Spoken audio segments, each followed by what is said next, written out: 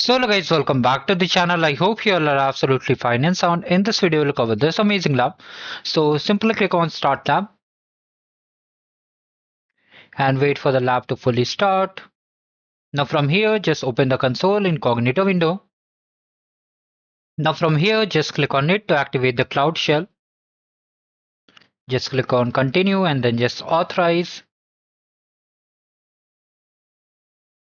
Now in the description box of this video, I've shared one GitHub repository. You have to come down over here, select it and simply paste it and hit enter.